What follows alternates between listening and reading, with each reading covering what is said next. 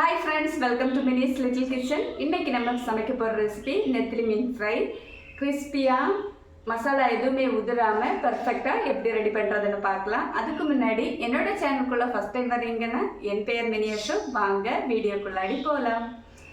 சின்ன நெத்திலி மீன் 1/2 கிலோ நல்லா க்ளீன் பண்ணி வாஷ் பண்ணி எடுத்திருக்கேன். இனி ஒரு மிக்சிங் பவுலில் ஒரு முட்டையோட வெள்ளை பகுதி மட்டும் எடுத்துக்கோங்க. பெரிய முட்டையாக இருந்துச்சுன்னா அதோட பாதி வெள்ளை பகுதி போதும். நெத்திலி மீன் ஃப்ரை பண்ணும்போது சில டைம் பொடிய வாய்ப்பு இருக்குது. இந்த மாதிரி முட்டை சேர்க்கும்போது பொடியாமல் இருக்கும். இனி இதில் மசாலா ஆட் பண்ணலாம். அதுக்காக 1/4 டீஸ்பூன் மஞ்சள் தூள், 1/2 டீஸ்பூன் தனியாத்தூள், 1/2 டீஸ்பூன் காஷ்மீரி சில்லி எடுத்திருக்கேன், 1/2 டீஸ்பூன் கரம் மசாலா தூள், 1 டீஸ்பூன் பெப்பர் தூள், 1 டேபிள் ஸ்பூன் இஞ்சி பூண்டு பேஸ்ட், 1 டேபிள் ஸ்பூன் அரிசி மாவு, 2 டேபிள் ஸ்பூன் கார்ன்ஃப்ளோர். இனி மசாலாவுக்கு தேவையான அளவு உப்பு போட்டு கூடவே 1/2 எலுமிச்சம்பழம் எடுத்திருக்கேன். அதோட சாறை இதில் பிழிஞ்சு விட்டு 1 ஸ்பூன் போட்டு நல்லா மிக்ஸ் பண்ணிக்கலாம். தேவைப்பட்டால் கொஞ்சமாக தண்ணி சேர்த்துக்குங்க. தண்ணி அதிகம் ஆகக்கூடாது. தண்ணி அதிகம் ஆனால் மீனில் மசாலா ஒட்டாமல் இருக்கும். அதனால் தண்ணி அளவாக சேர்த்துக்கோங்க. இந்த அளவுக்கு டேஸ்ட்டாக இருந்தால் போதும். இனி ஃபிஷ்ஷில் 1 டேபிள் ஸ்பூன் கார்ன்ஃப்ளோர், சோள மாவு, 1 டீஸ்பூன் அரிசி மாவு போட்டு மெதுவாக இந்த மாதிரி கலந்து விட்டுக்கோங்க. மாவு ஃபிஷ்ஷில் முழுமையாக படும்படி பொறுமையாக இந்த மாதிரி மிக்ஸ் பண்ணி விட்டுக்கோங்க. இதில் மாவு நம்ம இந்த மாதிரி மிக்ஸ் பண்ணி விட்டதால் இது பொரிக்கும்போது நல்ல கிறிஸ்பியாகவும் உடையாமலும் இருக்கும். மீனை அதில் கொஞ்சம் கொஞ்சமாக போட்டு நல்லா மிக்ஸ் பண்ணி எடுக்கலாம். மசாலா எல்லாம் மீனில் படும்படி இந்த மாதிரி நல்லா மிக்ஸ் பண்ணி எடுத்துக்கோங்க. இதை உடனே வேணாலும் ஃப்ரை பண்ணலாம், இல்லை 1/2 மணி நேரம் அப்படியே வைக்கவும் செய்யலாம். உடனே ஃப்ரை பண்ணாலும் நல்லா வரும். நான் உடனே ஃப்ரை பண்ணி எடுக்க போகிறேன்.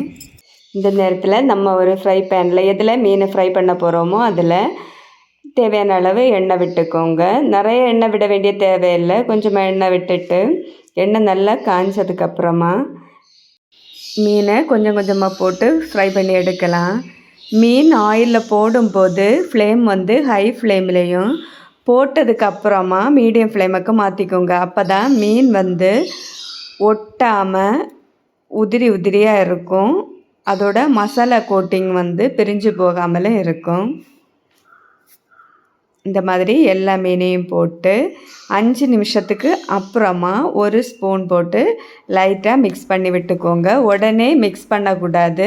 நம்ம அப்படி உடனே மிக்ஸ் பண்ணும்போது மீன் பொடிஞ்சு போகும். அதனால் 5 நிமிஷத்துக்கு அப்புறமா 1 ஸ்பூன் போட்டு இந்த மாதிரி மெதுவாக திருப்பி விட்டுக்கோங்க. பார்த்திங்களா, மசாலா எதுவுமே உதிர்ந்து போகாமல் எவ்வளவு உதிரி உதிரியாக வந்திருக்குன்னு பார்த்துக்கோங்க. நான் கோகோனட் ஆயிலாக்கு யூஸ் பண்ணியிருக்கேன். அதனால் நுரை மேலே தெரியுது.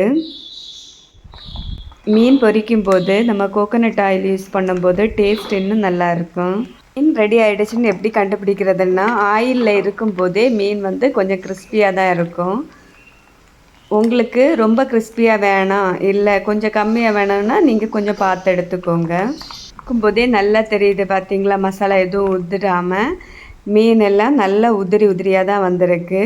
நீங்களும் இதே மாதிரி ஃப்ரை பண்ணி பாருங்கள். சின்ன நெத்திலி மீன் ஆனாலும் இந்த மாதிரி நம்ம பொடியாமல் பர்ஃபெக்டாக எடுக்க முடியும். இந்த மாதிரி எல்லா மீனையுமே ஃப்ரை பண்ணி எடுத்துக்கோங்க. எல்லா மீனையும் இந்த மாதிரி ஃப்ரை பண்ணி எடுத்ததுக்கப்புறமா அதே ஆயிலே கொஞ்சமாக கறிவேப்பிலை, 2 பச்சை மிளகாய் இந்த மாதிரி கட் பண்ணி எடுத்திருக்கேன். எல்லாத்தையும் போட்டு ஃப்ரை பண்ணி எடுக்கலாம். அப்போ பார்க்க இன்னும் கலர்ஃபுல்லாக இருக்கும். இவ்வளவுதான், நம்ம நெத்திலி மீன் ரெடி ஆகிடுச்சு. இது எப்படி இருக்குன்னு டேஸ்ட் பண்ணி பார்க்கலாம். நான் இதை டேஸ்ட் பண்ணி பார்க்க போகிறேன் எப்படி இருக்குன்னு.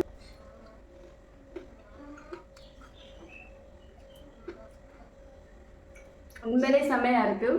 கண்டிப்பாக ட்ரை பண்ணி பாருங்கள். பார்த்தீங்களா எவ்வளவு பர்ஃபெக்டாக உதிரி உதிரியாக மசாலா எதுவுமே ஒட்டாமல் வந்திருக்குன்னு பாருங்கள். நான் எப்படி ஹோட்டலில் சாப்பிட்டேனோ அதே டேஸ்ட்லேயே இருக்குது. கொஞ்சம் கூட மாறல.